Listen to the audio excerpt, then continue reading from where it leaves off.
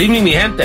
This is Ray Collazo, and you're watching and listening to a special Friday night special live edition of the Bomba Live Final Translation simulcast.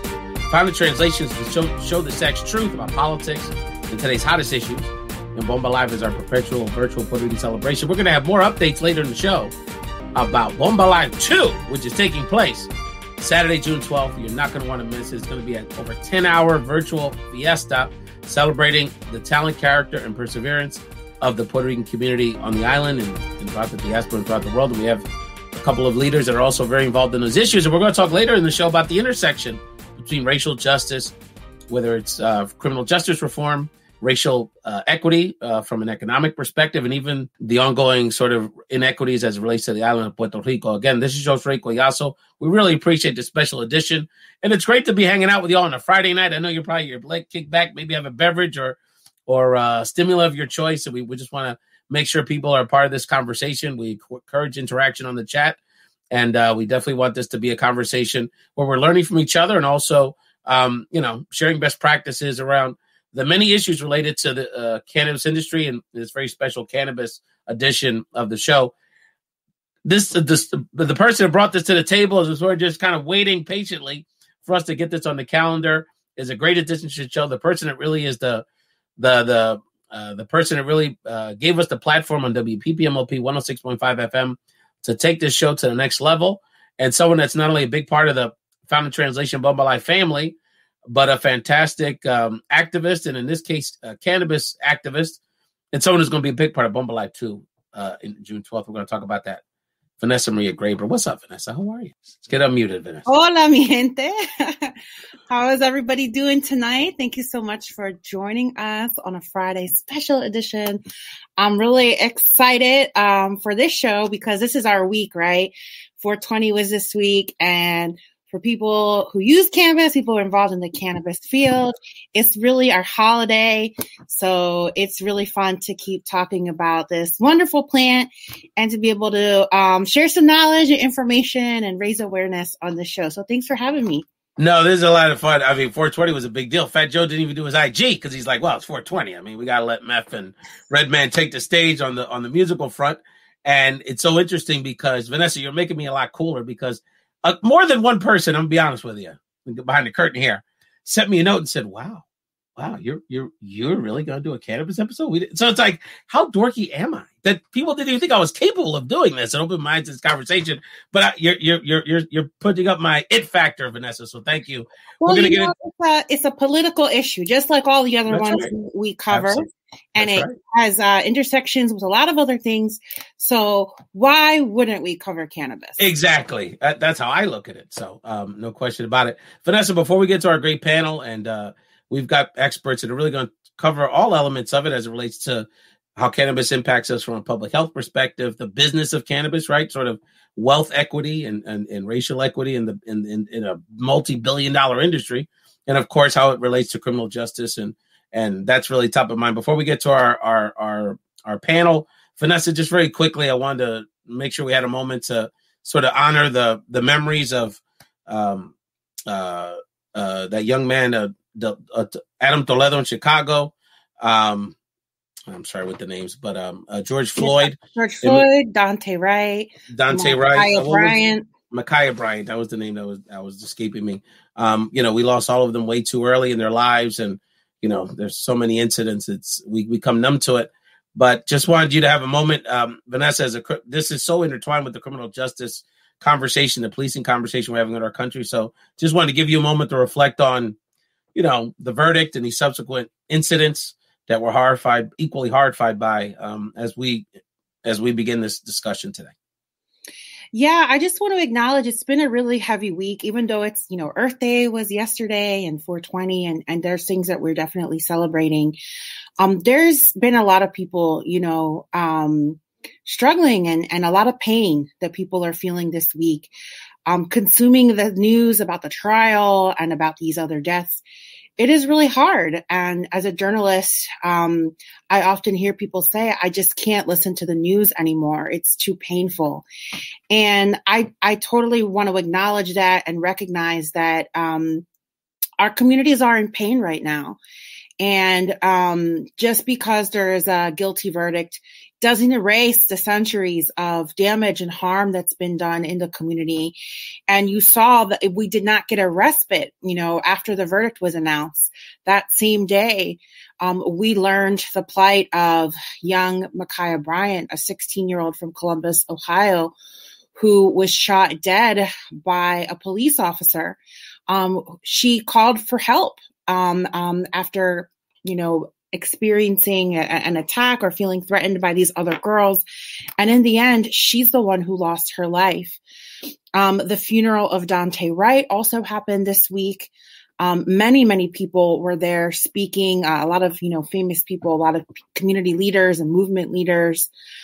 And when I researched Dante Wright, just to connect it to the topic at hand, he was originally being arrested after being pulled over for, the air freshener being in the rearview mirror. They found that he had a warrant for his arrest, and that warrant stemmed from a marijuana arrest, right? He was convicted of a marijuana possession charge and was in some type of deferment program where he had to pay a fine. He was not able to pay that fine during a pandemic. And because he missed a payment or two, they sent that to collections and put a warrant for his arrest. So again, if you look at the case in its entirety, this war on drugs, making marijuana illegal, has really hurt so many people in our community. So much of the stop and frisk that happens in Philadelphia still and in places across the country as they're looking for marijuana, they're looking for drugs. And so again, there's a lot of intersections on this issue.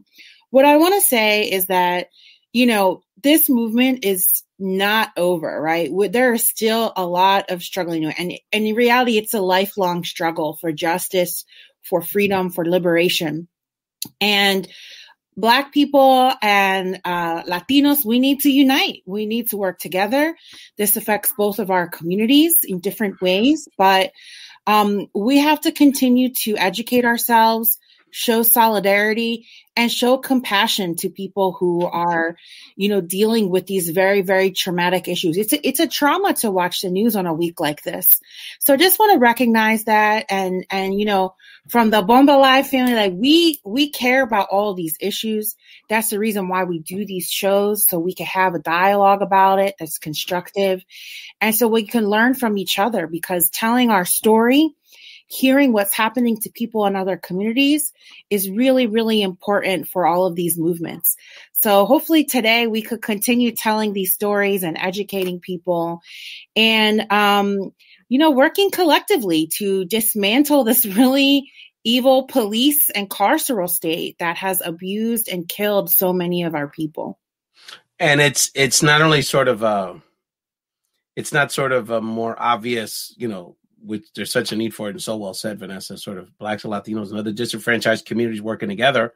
But this is sort of a battle within the identity of the Latino community. Let's not forget that the cop that shamefully harassed and pepper sprayed a proud member of our armed forces, that gentleman, Nelson Carmona, I believe his name was, the police officer, the Army gentleman that was a Latino cop that harassed him.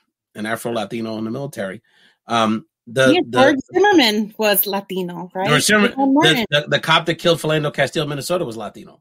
Mm-hmm. And we have, many cases on all those California cases that we're monitoring, Sean Monterroso and a lot of times the Latino cops are involved. So this is sort of a battle for our soul and identity. And quite honestly, the next generation of our politics nationally is going to be this battle between Latinos that have a grounding of self and understand that the foundations of white supremacy, is some that are like, you know what? I'm going to try to grab onto some of that whiteness to try to get a step ahead. So it's really a fundamental conversation we're having in our community. I know Vanessa, you want to bring our great friends to the table. The first one I introduce is a mutual great friend of ours that I want to make sure we properly introduce, the Executive Director of Students for Sensible Drug Policy. And our go-to in CT, brother. My man, Jason Ortiz. Jason, buenas noches, hermano. Our Boricua brother from Connecticut. That's welcome. Right. The next great hope in cannabis legalization, Connecticut.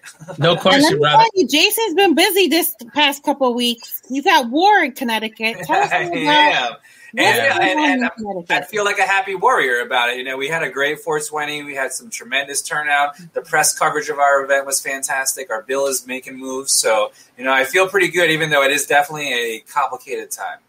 So let's take a step back, Jason, for those that don't know you, and you're involved in, a lot of people know you from the Puerto Rican advocacy space, of course, and sort of progressive politics generally. But why don't you share with us, how did, as sort of a Latino activist, a Puerto Rican activist, but very much engaged in sort of the intersectionality of these issues, how did the cannabis movement become so central to your organizing platform?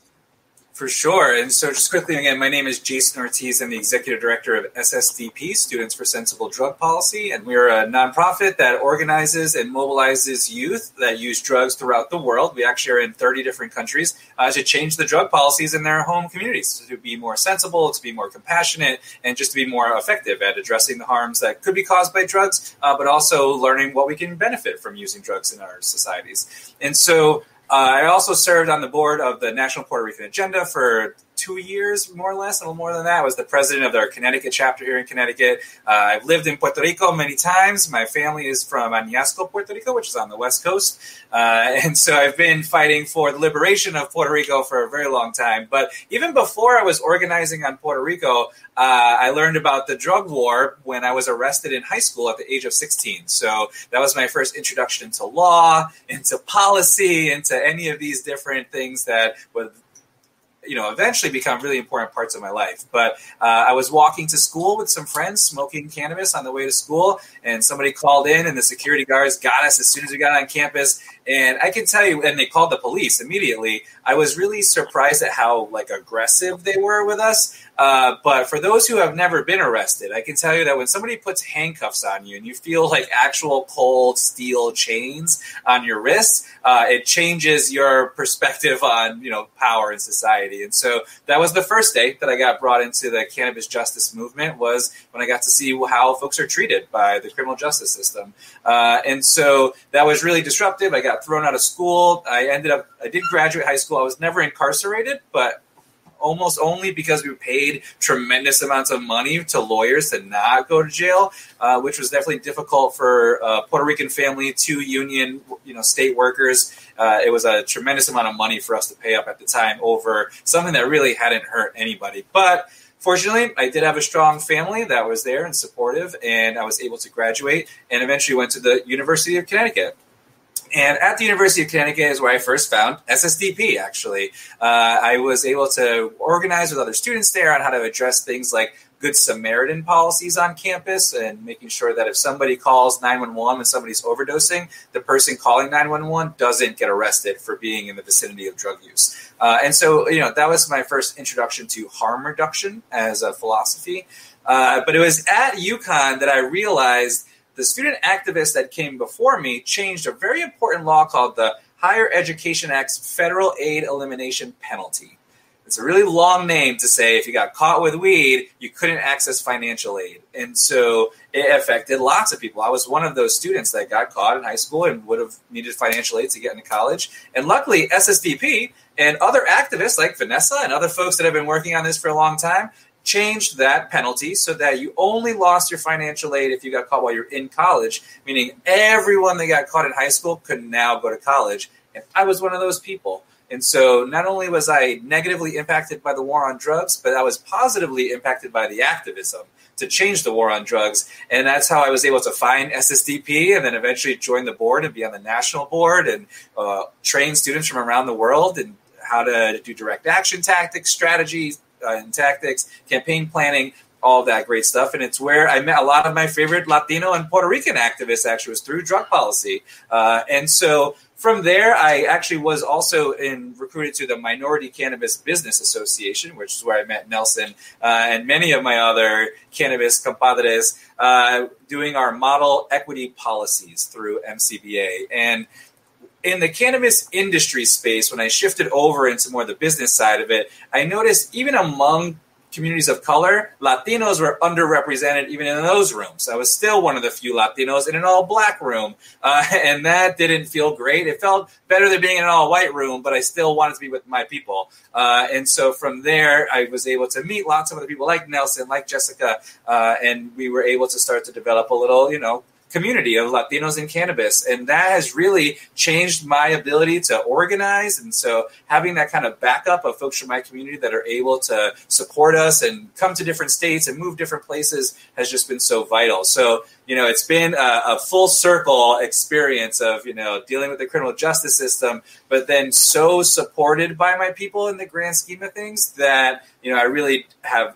incredible optimism for the future. And so again, thank you so much for having this forum. And the more that Latinos can be talking about these issues, the more that we have abuelas meeting with nietos and talking about what is, cannabis medicine. Because I had to have that conversation with my grandma recently, which was an interesting one. I think we'll be able to ensure that Latino communities benefit not just from the legalization in a financial sense, but also a higher quality of life for our seniors. Because cannabis medicine can provide some really incredible benefits for folks that are maybe suffering unnecessarily. So I think we have a lot of work to do internally, educating each other on how we can benefit from this plant, destigmatizing its use, and also making sure that all of us are able to start businesses just like every other community will be when it becomes legal. So excited to work on all of those different things with these folks and talk about how the broader Latino community can really utilize its buying power as a block, right, to shape the market and the policies moving forward. Yeah, it's so important, as you said, to have Latinos represented in these spaces, because even though we're all organizing around a common problem, right, our community has some things that are unique about it, right? And one of the things that is often a problem is having information in Spanish, right? And or Spanglish, right? Like being able to speak the language of the people and in different dialects of Spanish, because certainly the Spanish that we speak is not the same as what people speak in other parts of Latin America. And then also, we have some things that are specific to us when it comes to ICE and immigration and decolonizing Puerto Rico.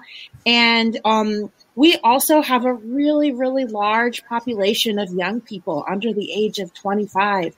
And those same young people, like Adam Toledo, are being targeted by the police. And so, in North Philly, where I am, you see Black and Puerto Rican kids get arrested together. And so, again, it's important to have representation in these spaces.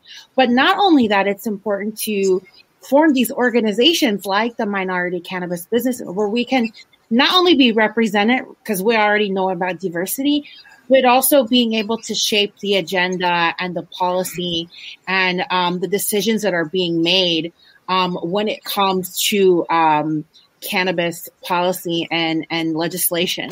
So I'm so glad to have you here. A little bit later in the show, we'll talk more about your efforts in Puerto Rico, because again, this is a global movement, and Latin America is also organizing around cannabis. So we're seeing this green wave spread far and wide.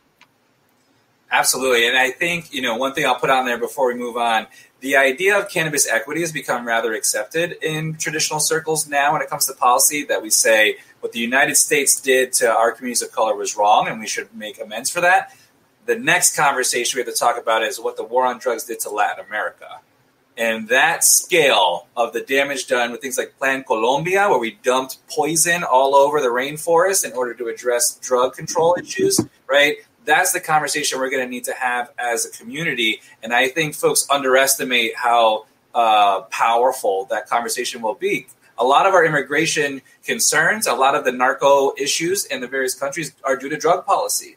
Right? And gun violence, right? Like gun violence in a lot of our cities is tied to the drug war. Right. And so it's important to just make all of those connections. Yep. Vanessa, why don't I leave it up to you and Jason to introduce our other panelists? All right. So we have with us two of our friends and our colleagues. We have Jess F. Gonzalez. She is La Canabogada, the cannabis attorney that we all know and love. Best IG handle of the week, no question about it. Absolutely. Jess has been everywhere. Jessica is always on a panel somewhere doing a lot of education and advocacy work. So thank you so much for taking the time to be here. Jessica is also general policy or general counsel for Minorities for Medical Marijuana, and has been really involved in the discussions, conversation, advocacy efforts in the state of New Jersey, which just legalized cannabis. Yay! Awesome. Thanks for being here, Jessica. Yes, thank you so much for having me. And we also have with us Nelson Guerrero. He is the executive director of the Cannabis Cultural Association based out of New York, our neighbors to the north, also just legalized. With homegrown. Right, I know. Don't rub it in. Right. Oh, the shade, the homegrown shade. I know. Well, you know, they saw the New Jersey legislation. And I love this like, cannabis activism humor. Doing that. The Cannabis Cultural Organization is also involved in education and advocacy efforts and social equity policy making, and they have been really active and throughout the whole region. So thank you so much, Nelson. Welcome to the show. Thanks for having me. I appreciate it. Wow, really excited to have you both on. If you wouldn't mind, I'd like to hear from Jess first because, you know, Jess, obviously, you know, with in your legal world, you could be literally any other focus you could have as opposed to your specialty. But what drew you to sort of the legal issues related to cannabis? Sure. So when I was actually, let's take it back to to law school, right? Where I always actually used to joke about becoming a cannabis attorney. I just never thought it was something that was a possibility at that time. But I was the one that smelled like weed. I was the one that had weed. I was the one that knew where to get weed. And so I always used to joke about it. And then when I started working as an actual attorney in New Jersey in intellectual property and really in the entertainment space, I found that I wasn't particularly passionate about that. So I really had to do kind of a deep dive of if I'm going to continue this route, I'm not going to be a lawyer, but must be something that I can do. And this was around the time, late 2017, when Governor Murphy of New Jersey announced that, that he got elected and he was going to legalize cannabis within this first 100 days, which, as we all know, did not occur. But to me, this seemed like, well, I'd been a consumer of the plant at that point for 11 years. It was something that was very personal to me. It was the type of plant that I always advocated for, at family events or anytime anybody brought it up, to the point that, my mom would always say, like, mijita, por favor, like, not here, please don't do that. And I would tell her, I'm like, listen, but if they're going to say something that's inaccurate, like, I really have to, stand up for it. So I guess I got a lot of my advocacy practice at different family events, because my family were all immigrants to this country. So they still hold, really a lot of those cultural ties. And so, what Jason spoke to before is when you have the conversation, with the Latino community, sometimes they don't really care about the war on drugs in the U.S. They care about what happened in their country and how that affected them. So when I started to get involved in cannabis, I started to recognize that the rooms were primarily white. The speakers were white. The educators were white. And yet they were in communities like Jersey City, where I'm from, that is the most diverse city in the U.S. So I could not believe it. So I got involved. I educated myself tremendously, because obviously this is not something you learn in law school. And then when I started to learn about the history of cannabis, I would say that, for a long period of time, I was an uninformed consumer. And when I started to really get involved and really kind of peeling back the layers of what was going on, I decided that I had to leverage my own privilege to this space, because I understand policy, I understand legal language. I'm a U.S. citizen. I speak English. And I just didn't see a lot of, Latinos, and definitely not Latino lawyers, really taking a really strong stance on social equity. And so I figured, well, I might as well do it. Why not me? And so that really helped, propel me forward in this space. And it really helped me meet a lot of really inspirational people like you folks, on this. And so that's really what I have been, fighting for in New Jersey as well. So fight is still not over, even though, we legalized. New York definitely showed us up, with their policy. But I definitely appreciate that, because that's exactly what I'm going to leverage here. Yeah, and especially being up there in Jersey City where people cross the border all the time into New York. Same way we cross state lines in Philly and New Jersey. So there has to be some consistency with the laws around there because people are migrating and traveling everywhere for work.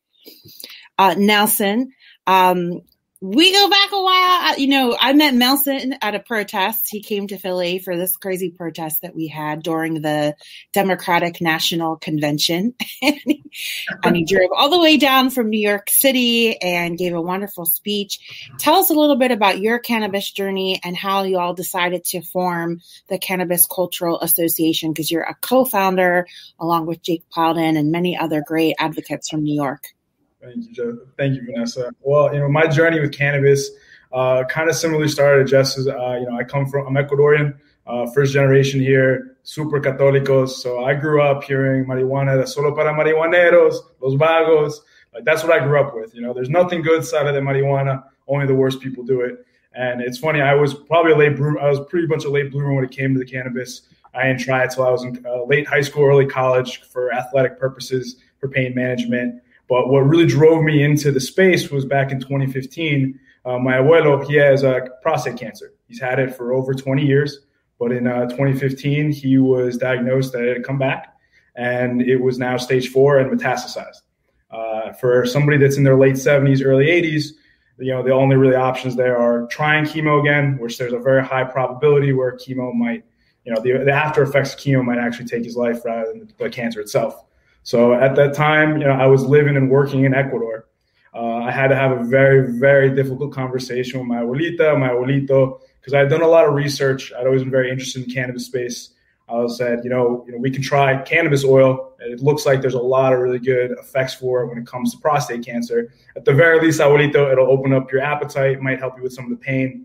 So after some very difficult conversations, they agreed, and that's kind of how my cannabis story started there. Me and my primo drove around the entire south side of the country trying to find the best cannabis, that had a good THC to CBD ratio, not having any, trained equipment, just going off what we were learning off the internet. And when I finally found some good cannabis at a university of all places, of course, it was at that point that I made my first batch of Rick Simpson oil for him off a recipe that I found on the internet, off YouTube. Totally stunk up my tío's house making it. And then that day we started giving it to my abuelo. Thank God, 6 years later, abuelito's still here with us.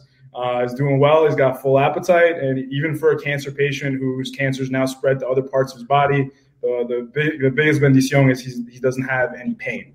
And that for us, 6 years later, abuelito's still here with us. So I'm very blessed that, I was able to have that experience because, when I first started doing this with my abuelo, everyone in my family thought I was trying to be a mini Pablo. I was trying to drug deal. I was just trying to use abuelo to promote whatever I was doing. But, the results speak for himself.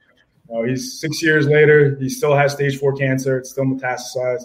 Abuelito's doing incredibly well for all things considered. And, it was with that momentum when I came back to New York, I could, tell my parents that, hey, I want to go into the cannabis space. You see the good it's done. It's time for me to be active and be, a bilingual voice in this movement. And at the time, this is 2016 at this point, I would go to these different industry events. And similar to Jason's experience, most of these industry events, mainly all white, old white folks talking about cannabis.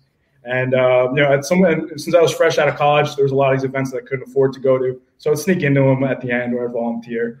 But it was at one of these events, one of my co-founders asked the question of how do we get more people that look like us involved in the space? My co-founder is African-American. He pointed at me like, how do we get more black and brown folks in this? No one really gave us a straight answer at that time. It was 2016, so cannabis wasn't as free as it is now in comparison. So we said we're going to do it ourselves. And then we were fortunate enough to I had already purchased the Cannabis Cultural Association domain. My co-founder Jake came up with the name. It all just it was like a perfect synergy of just ideas, and we just went from there. With no business plan, no real guide. We kept pitching this around, and thankfully we were able to team up with other PT and some other great lawyers to really become 501c3. It's a nonprofit with cannabis in our name.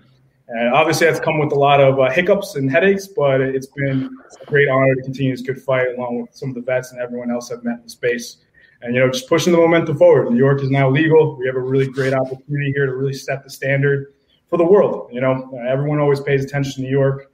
It's that big giant on the East Coast that hopefully, does this program the right way.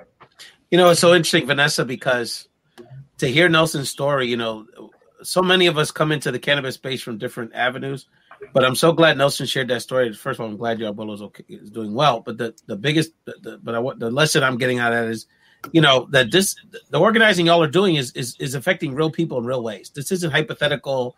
You just want to do it for fun on the weekends and, make your grandfather upset. This impacts our community in so many different ways from a health perspective, the business of it, which we want to talk to you more about, Nelson, and Jess, in your area, the criminalization and the mass criminalization of our communities using, basically these things like marijuana and poverty and paying a ticket and spiraling into a situation where our young people, in the case of Jason, get caught up in the criminal justice system for what, right? So, Vanessa, do you have a comment or a last question before we go to our first break?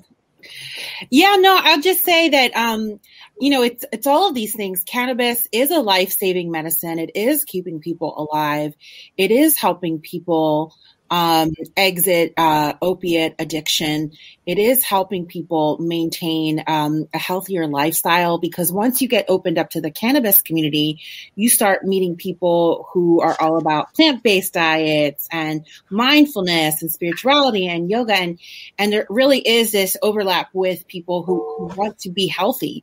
And our community, very much like African Americans, are disproportionately affected by COVID-19, by heart disease, by high blood pressure, asthma, diabetes. And so once you embark on that path, to learn about alternative medicines and healthier lifestyles, you really can enjoy a longer, healthier quality of life.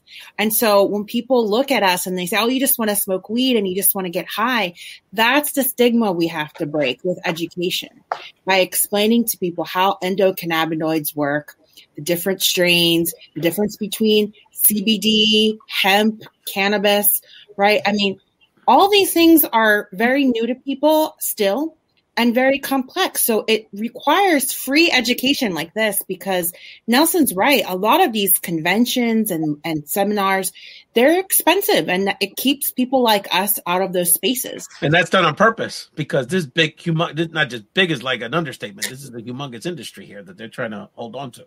Mm-hmm. So we're promoting health and wellness. We're also, in solidarity with this anti-police brutality movement and decarceration. And at the same time, we know that our communities are struggling economically, especially immigrants and our family coming from Puerto Rico. They come here seeking a better life, and there's not a lot of opportunities. And so this is a viable way for people to generate wealth and then generate generational wealth, right? That we can pass on to our children. And those are the things that are really important. And so again, part of, I think, all of our collective mission is to end the stigma with cannabis in our communities. And that begins with something you all said, right? Having these tough conversations, starting with your family. That's right. And we're talking to Vanessa, Jess F, Gonzalez, Nelson Guerrero, Jason Ortiz, great friends to the show. And we're going to take a quick commercial break. I was thinking about you, Jason. I brought you back up real quick. Vanessa brought up Puerto Rico. And I'm just thinking that's connected to the whole crypto bully vulture situation going on. Let's go. Let's talk about all of it. They're talking about that. And, anyway, about our land and gentrification, because that's an agenda, right? Where else better to grow it than in the tropics? But when we come back, we're going to talk to y'all about all the above, how this impacts our health, business, wealth building, and, the criminal justice system in the Latino community. Jess will get the first question on that. But when we come back, before we continue the conversation on this very special cannabis edition of Family Translation Bomba Live simulcast, me and Vanessa got a couple updates about Bomba Live 2, which we got to lay out to y'all. We got some big announcements, some A-listers, and some exciting events. So during our break, we're going to hear from two voices. One is Luis Suave Gonzalez, who's become one of the national figures as it relates to the Juvenile Justice Network, a great personal friend to our program, and me and Vanessa, who was on recently. So we're going to hear a few words from his recent appearance. And we're going to hear from the primetime host of Bomba Live 2 and one of the freestyle divas, Betty from Sweet Sensation, who during her announcement, when she was announced she's going to be the primetime host, called out a couple of her celebrity buddies in a very special way. So we're going to hear from our friends and come back with Vanessa and the crew on this very special edition of Bomba Live. I want people to know that we are more than our worst mistake. And if you don't have no compassion, then you don't have a right to be in the business of talking to people, period. And I found in Maria's friendship what I didn't find in the school system, what I didn't find in my household or in my community, which was compassion and empathy. We are going to have amazing contributors to the community. We're going to have such amazing talent. And I'm putting it out here now live. I'm calling all of you, all my friends. We're going to do this.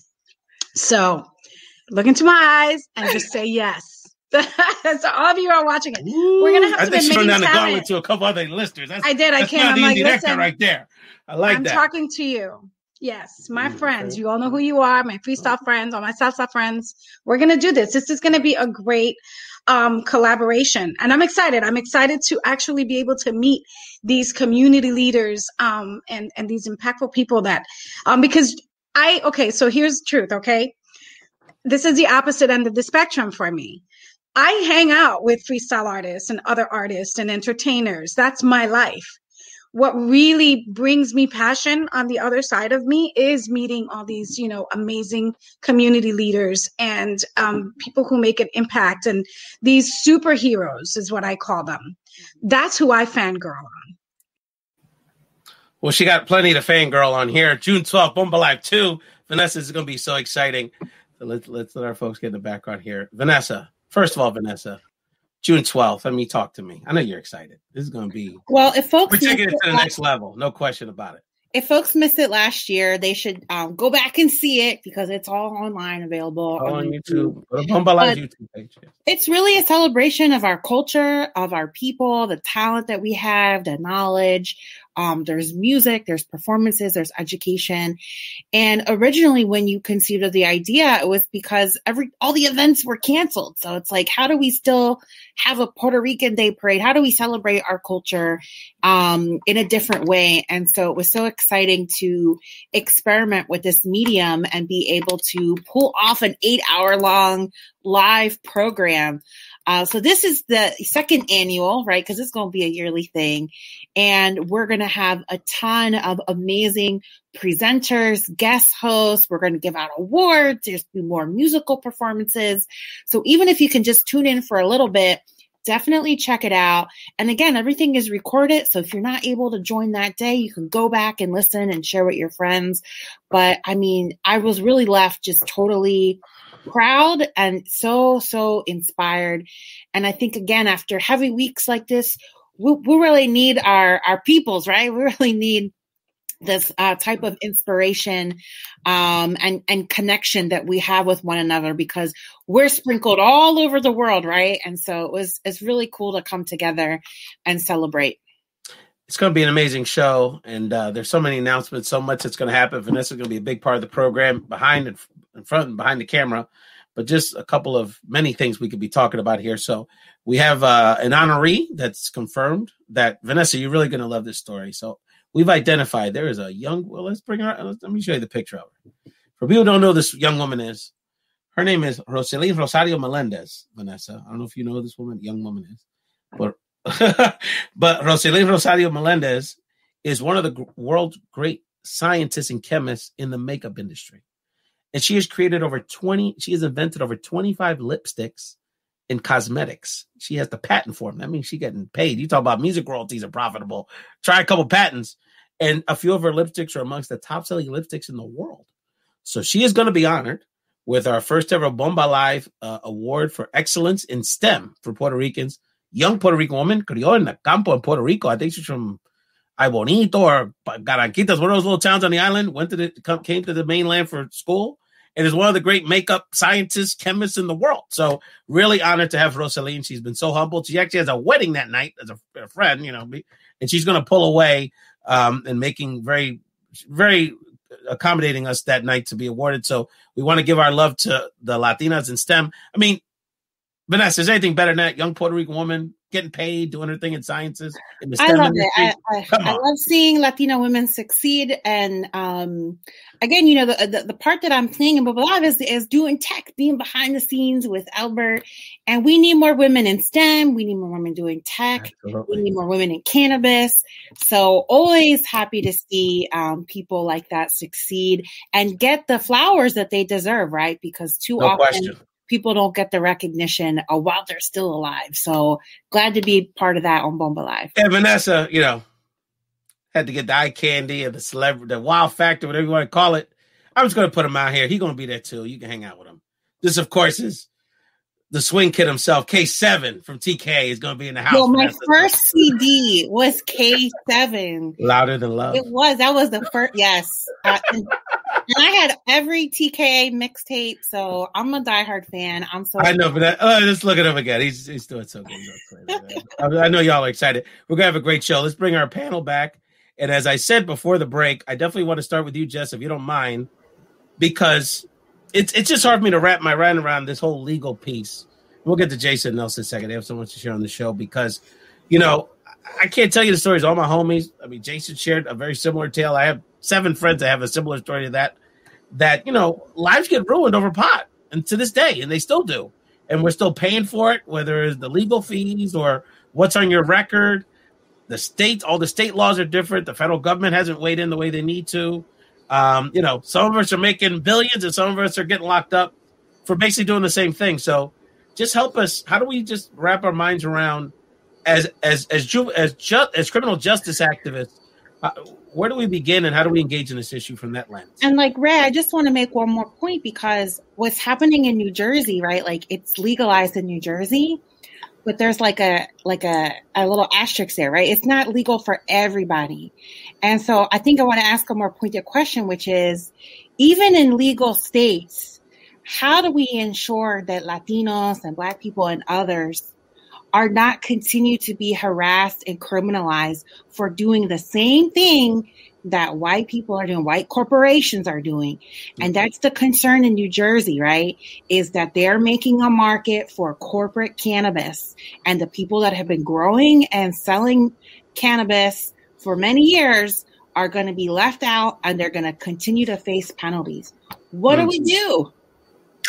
Yeah, so for the first off, for any state that is looking to legalize and for any advocates in other states that have not, just ensure that no state does what New Jersey did. And if it's on a ballot question and they split basically the term kind of between cannabis and marijuana. So when we voted in New Jersey, the ballot question was, you know, do you approve amending the state constitution to legalize a controlled form of marijuana called cannabis?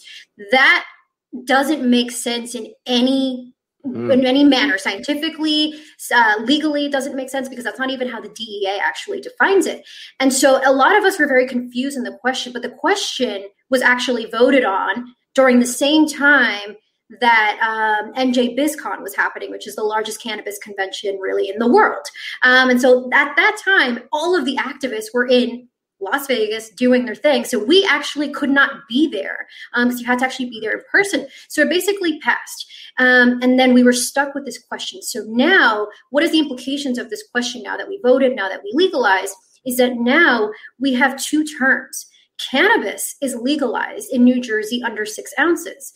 Cannabis is defined as weed that is bought from a legal dispensary, while marijuana is not legalized, it is decriminalized under 6 ounces. And marijuana is weed that you get not from a legal dispensary, but, you know, just from, you know, a legacy market operator.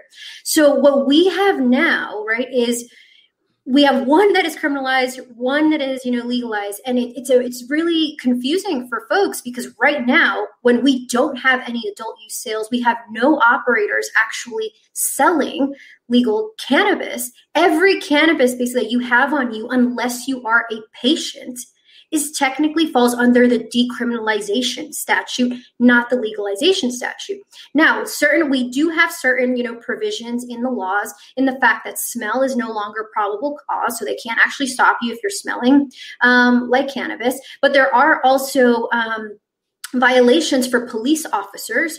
If they interact with you based on smell, then they are now subject to discipline, which is fantastic. But obviously, police unions are coming out very, very heavy against this, trying to really put forth bills. I read an article the other day about a police chief. He wrote as an opinion piece. And in the line, it was laughable. He said, let's think about the careers of these police officers that are at stake. And I almost, spit what I was drinking out, because I said, but you never thought about the lives that you, not just careers, but lives that you were destroying. But now you are asking us to take into consideration your career, when you should really be following the law. The law is now, if you smell cannabis on somebody, you can't do a damn thing unless you see them consuming in places where they're not supposed to, which, unlike New York, you're not allowed to consume on the street. You can consume at your house on private property, but still outside you can't. But they still cannot approach you. But if they see you lighting up in certain places, they can. But what's fantastic is that now people are going to have cases if it's just based, on smell. But we really do have to continue the work, because these police unions are coming out very strong and basically stating that we're undermining their power, we're undermining their authority, and we're really interfering with their police duties, which I don't think so at all. You have been following certain protocols for a very long time. Now there's a new protocol. Now you have to follow and fall in line. Yeah, I mean, that's a BS argument. We know that. This is an income generator, right? Especially in a lot of these small towns, right? They stop people for all sorts of nonsense things, and they want that revenue. And what happens is they apply for a lot of these federal grants about public safety. And when they're no longer needed for public safety, they don't get that money. They have to, it's a crazy system where if you meet your goals, you make the community quote unquote safer, and you hit all your numbers, you lose the funding, right? Because you don't need to do that anymore. And they don't want that to happen. The fines that are generated by these marijuana, they have literally come out and said, what are we going to do about our revenue? $143 million a year is what New Jersey spent annually on cannabis arrests, right? Mm-hmm. So now that we're no longer, spending that, now police are asking money for training purposes, right? And then something that New Jersey also put forth that I hope I never see in any other state is basically, and I know Jason's heard me talk about this before, is the drug recognition expert at work, where basically now you can empower civilians to get a certificate from the police. You're trained by them because obviously, they're experts. And then you are able to police people at their own job. Which I find to just be absolutely appalling. But those were the employment groups who were coming out really with these sort of police unions during the testimony period to try to really get that in. And so I would urge, anybody listening to please understand really the implications of that. Because now in New Jersey, you can be policed at work. You can be policed still on the street. And if you're renting, you can still be policed at your home. So when we're talking about legalization, a lot of this doesn't sound like legalization, at all. Right. And to Jason's point, you can still be policed by your campus police at your university if you're a student, which is another income generator for them. Jason, you have been working hard, scrutinizing all of these bills, which getting your highlighter out. Tell us what's going on in Connecticut. Why is it so important to have people involved in this process, scrutinizing every line of these proposed bills that they're trying to put out there and get over on the public? Yeah, because these people be playing games with our future and with our communities. And, it's amazing how one line in a bill could completely undermine entire programs in the bill. And I'm going to, because you have a limited amount of time here, go directly to a clause that is affectionately known as the Slave Masters Clause, that this is something we're dealing with in Connecticut. And it's actually part of the definition of an equity applicant. And so in SB 888, which is the governor's bill, we successfully pressured him to include equity programs in his bill. So that was definitely a win. We got the idea of equity programs in the governor's bill, including set-asides of licenses. However, when I looked at the definition of who could access these programs, there was the first one that made a lot of sense to me. It was somebody who had been either arrested, had a family member arrested, was from a disproportionately impacted area, which is squishy. I have mixed feelings about that one. Or was a member of a tribal nation in the state. And that was actually a big win for us. We got the tribal members included in equity programs as a very specific qualifier. So I felt pretty good about that. So that was one half of it. And then they added, or the entity is managed day to day by somebody who could qualify as an equity applicant.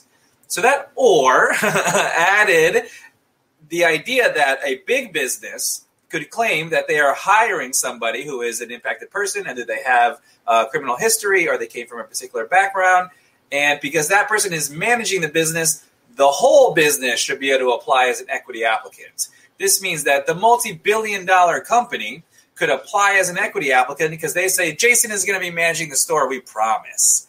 And then the day after they get the license, they can fire me.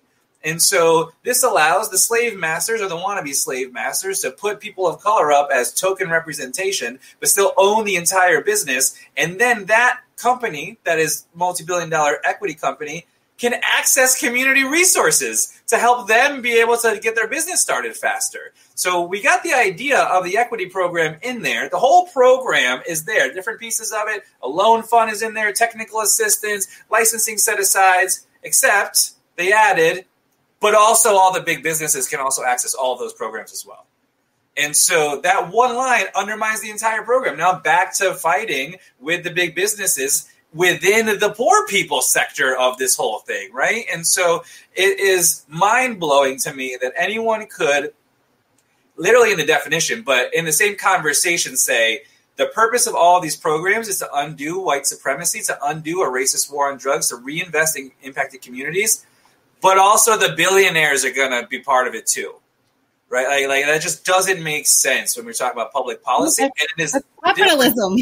Yeah, it's like one of the worst things I've ever heard. And just to say as how important policy change can be. Now, if we change that or to an and, right, it dramatically changes the entire program. So now you have, if we were to say you have to be an impacted person or it's managed by an impacted person, if you put it to and, they have to be both owned and managed by an impacted person.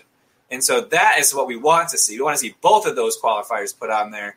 And that is a very small change in one section of a definition. It's actually one word that could radically change who can access that program, the success of that program, and whether or not the core foundation of legalization and equity is happening in the bill. Changing an or to an and would do that. And so that is why it is so important we have people reading every line.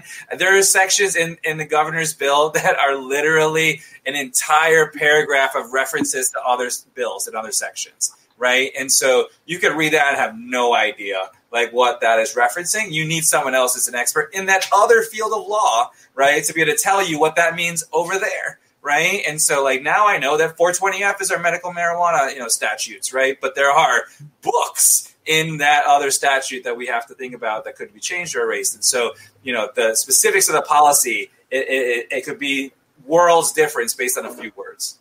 I was just going to say, it's important to have advocates like all of you who are doing this work to explain it to everybody so we know what to ask for when we call the governor or when we call our legislature. That's exactly right. Yeah, no, Vanessa, and I'm going to let you keep asking questions. I know you have questions for Nelson and Jess and our fantastic panel here. But I just wanted to add, Jason, one of my experiences doing some advocacy in this industry was around a lot of our colleagues in Nevada a few years back when they were getting the industry started in Nevada. They had these laws related to, having minority representation on the board of the companies that were buying them.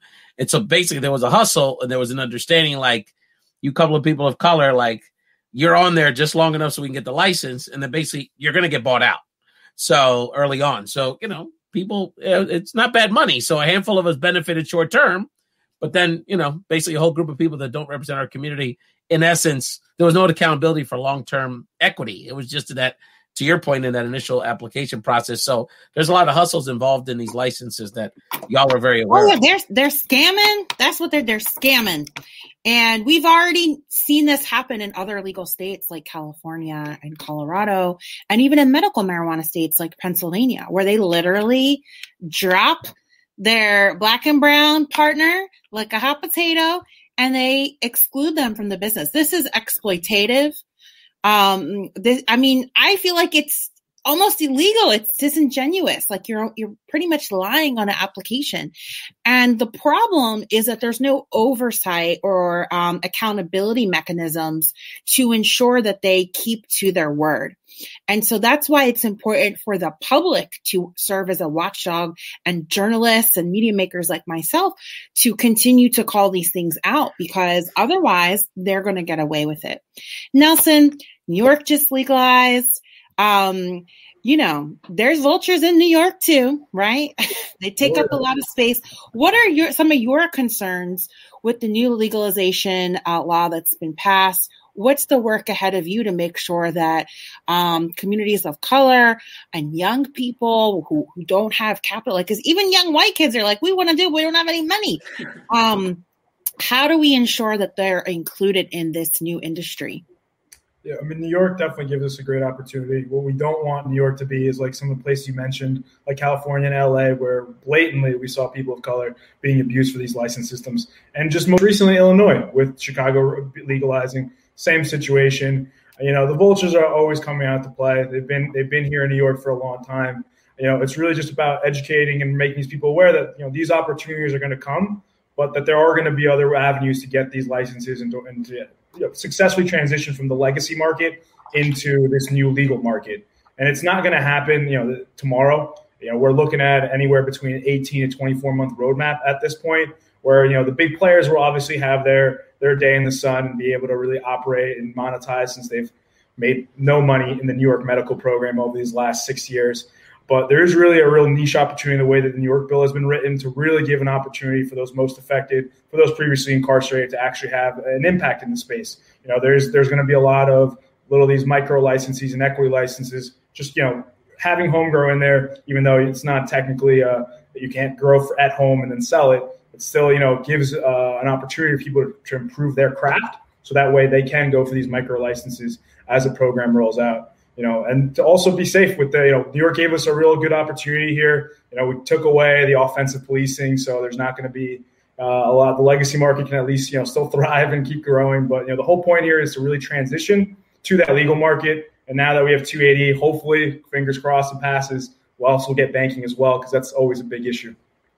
Yeah, and also one thing that New York actually did that was very unique was they are offering standalone consumption lounge licenses. And typically when we've seen them, they're always connected to a retail license or some other type of license. Like in New Jersey, it's like that. But one of the real good thing that New York also did, that New Jersey also did, but New Jersey only has it for 2 years. For New York, there's no time frame on it, is the banning of verticals from the inception. And that has historically been a huge barrier to entry, just because of the application fee cost and how much it really does take to build up that. So I definitely wanted to give the kudos to New York for kind of setting forth a lot of standalone type of licenses, because that's really going to help a lot of folks get involved.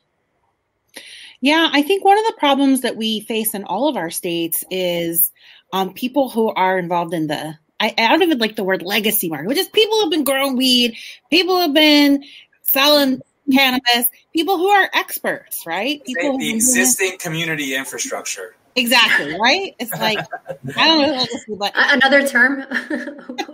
People who have been doing this a long time. I mean, I trust the people that I know who have been growing weed for a long time more than I trust somebody that took some online course on cannabis recently, right? How do we make sure that those people with those very legitimate skills and expertise are able to qualify that? And that includes people that have been arrested and incarcerated for doing that same thing.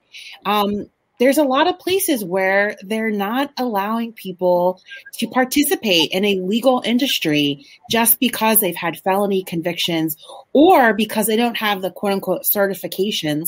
I mean, do you really need a certification to grow a plant?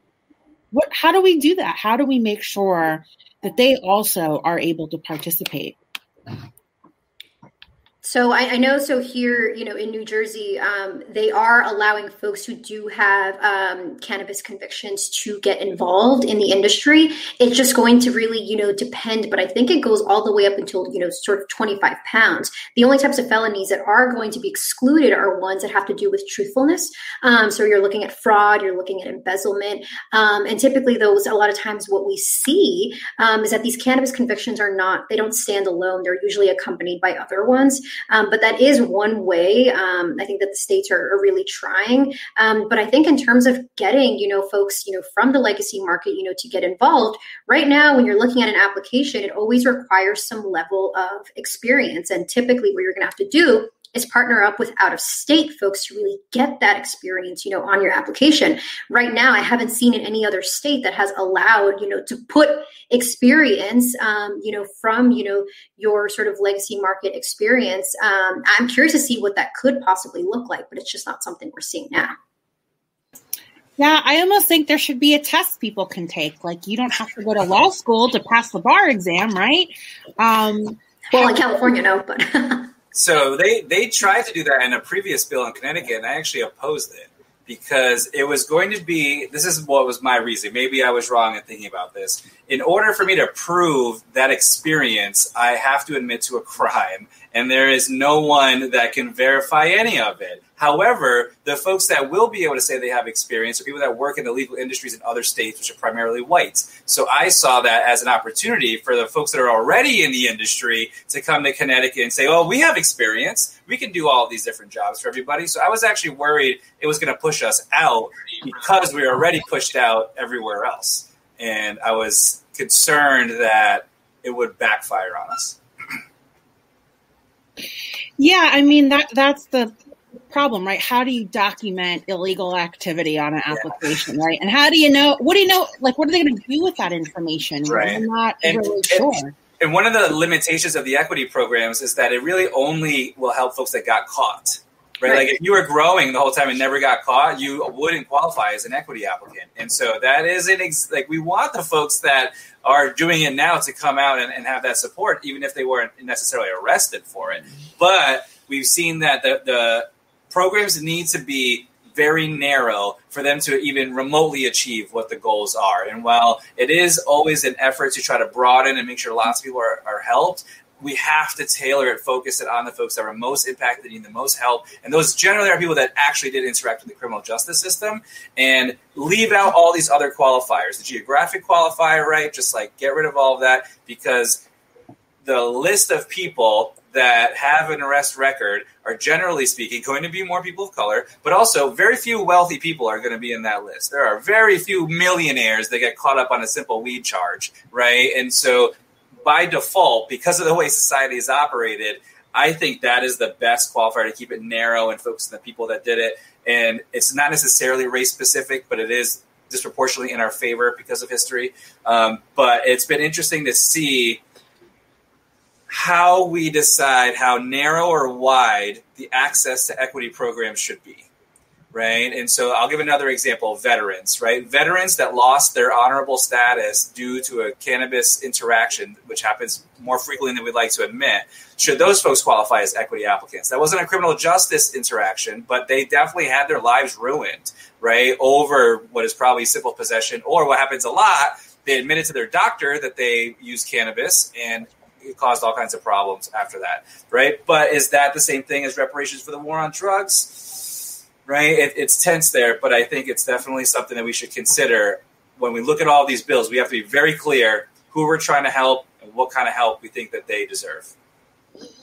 So thank you so much for all of these thoughts. We still have a lot of questions, but again, as I mentioned at the beginning of the show, this is a lifelong struggle, probably, right? So I just embrace it, accept it. I'll be working on this for the rest of my life.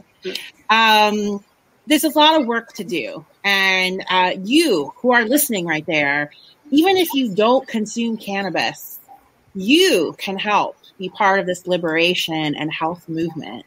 And so I'm here to recruit all of you to free the weed and to help our communities have access to this wealth and this medicine. It's really, really vital. Before we wrap up the show, I'd love for each of you to say what people can do to get involved, because at the end of the day, we're always trying to get people involved to grow this movement, to generate more support, to change public opinion. What can folks do? I'll start with you, Jess. Sure. So I know I get this question every day. I know Jason gets this question every day. I'm sure Nelson, you also get this question all the time. And the best thing, I think that folks can do is you really got to educate about what you're really asking for and what you really want to get into. And what I find is that a lot of folks, I understand that, reading a bill is not fun really, for anybody. And the language is pretty, convoluted.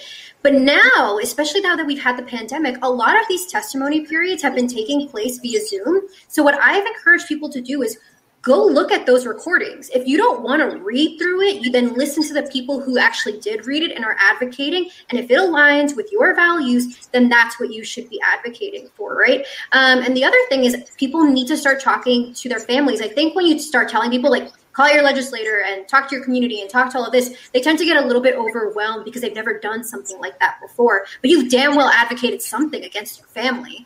And if you can do that, and that can kind of have, a sort of, a much bigger effect than you really think, that's where you're going to really get your first kind of crash course in activism, is talking to especially if you're a Latino immigrant family. That's where you're going to get that experience, and then use that experience to kind of bring it on a broader, much larger scale. But I think a lot of folks, what they're happening is they're trying to jump in with 2 feet without actually knowing the landscape.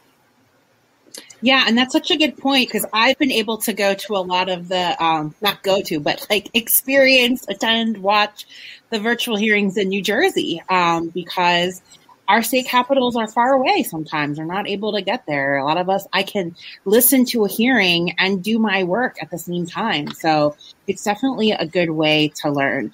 And again, I know we get this question all the time. Whenever I would set up my table, people would come up and say, where can I sign the petition? I would say, there's no petition.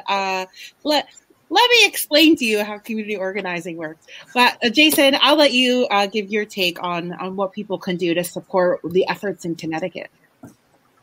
Sure. So, there's CureCT, Connecticut United for Reform and Equity. That's Cure, CURECT.nationbuilder.com is the website. But I think today what I really like folks to do is to share ssdp.org with all of the young people in your life and let them come to their own conclusions about how they want to approach drugs in society. On SSDP, you'll see we have lots of youth-led programs and information, and I think we have to be engaging with all generations, right? We talked a little bit about seniors, but also our young people are in a position to be able to get into this new industry, to learn new skills, to build new careers, and I think one of the things we want to do is arm our young people with as much information and support networks as possible, and SSDP provides that for a lot of people. So I know there are Latinos out there. There are little Jason Ortizes that didn't have an SSDP around when I was in high school. Well, it's here now. So if you have questions, engage with young people, talk to them. They know a lot about the issues, a lot about the policy, and SSDP can help them turn their passion into pragmatic political power. And you can start your own chapter if your school does not have a chapter. And so there's information about that on the SSDP website if you want to start a chapter on your campus. Nelson, again, I know you get this question all the time, but now that the law has changed in New York, how can people get active and join this movement? Well, first and foremost, I just got to echo what, Jess and Jason have said. You got to stay informed. You got to follow some of these different organizations. Social media is a great tool to learn about these different things changing, knowing your rights. So definitely follow SSDP, follow Canna Cultural, follow M4MM. We're always spreading the good word. And also just lead by example. It starts first, obviously, at home, having those tough conversations with the family. But then it's also kind of how you interact in your day-to-day. Obviously, most of us are in quarantine or in lockdown in one way or another. But the world is slowly opening back up. And, we can really show our true colors, helping out somebody, answer these questions to really, help make this movement grow. And hopefully in a very not too distant future, we'll all finally be able to get together in person and really just to enjoy these new laws that are coming into our states. Yeah, and I'll add, because I'm a journalist. Tell your cannabis story. Everybody has some touch with that plant in some way. They know somebody that's been healed from it. They know somebody that's been arrested from it. That's actually what got me involved. I've never been arrested for cannabis, but so many of my friends were, and it affected their lives negatively. So, again, if you can't come out of that cannabis closet, as they say, speak your truth. Let people know how it's helped you. I think that's like the biggest, the most helpful way to get anybody to do anything, right? Is like word of mouth. Even with vaccines and COVID testing, if somebody tells you their story and how it's helped them, you're more likely to listen to them than anything you read on the internet. So, talk to people, tell people how it's helped you, write about it, make media, make videos about it. Nelson has a really nice documentary he made with his abuelo, which you can check out. And, I think, again, it all starts with your family, your friends, your neighbors, and, just have these conversations. And that's the thing. If you don't know anything about it, you can just ask people, tell me what you know about. People ask me all the time about CBD, about hemp, and, what strain. And there's this like hesitancy. They're like afraid. I'm like, don't be afraid. Come on, So hit us up. We're all here on this panel. We're all on social media. And, send questions. We have resources to share with you. And, again, the important thing is never stop learning, because we're all continuously educating ourselves and learning. New information comes to light every day.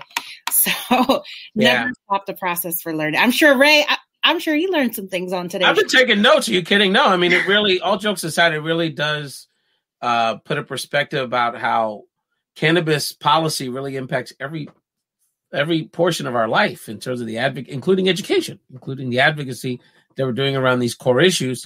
And Jason talked about this sort of in the pre-discussion around how this is a big foreign policy discussion too, as it relates to Latin American policy of the United States. And that's a whole other set of conversations, but this is the first of many. I really appreciate the time, especially on a Friday evening. Jess F. Gonzalez, I'm in New Jersey, so we definitely have to figure out ways we can continue to collaborate. Jason Ortiz, my man, we always keep in touch with each other and have some great conversations around a variety of issues on social media. And Nelson Guerrero, a new friend. And I definitely want to keep, first of all, representing for the Ecuadorians. We need to have more Ecuadorians on the show. So I always try to rep that diversity. So really appreciate you coming to the table with your personal story and really, the big business. And, when they talk about infrastructure and this idea that when they talk about building the infrastructure of this country, everyone thinks about a 52-year-old white guy with a hard hat in Wisconsin somewhere.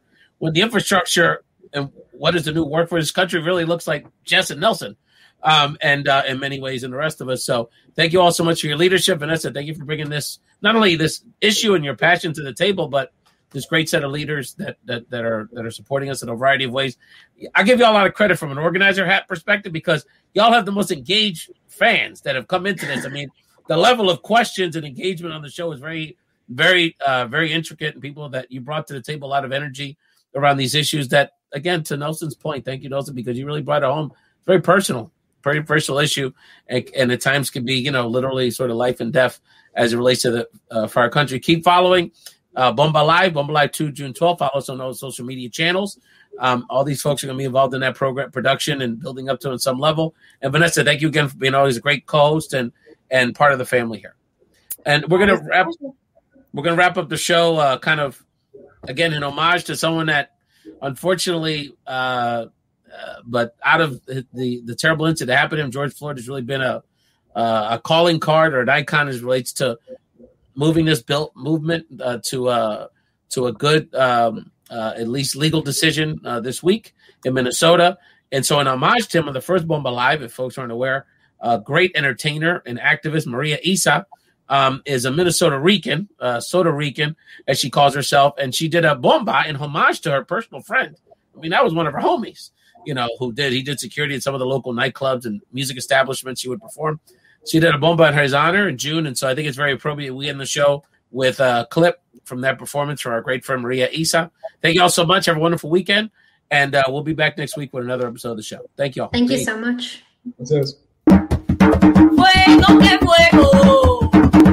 Si no pone la gente se va a quemar. Si no pone la gente se va a quemar.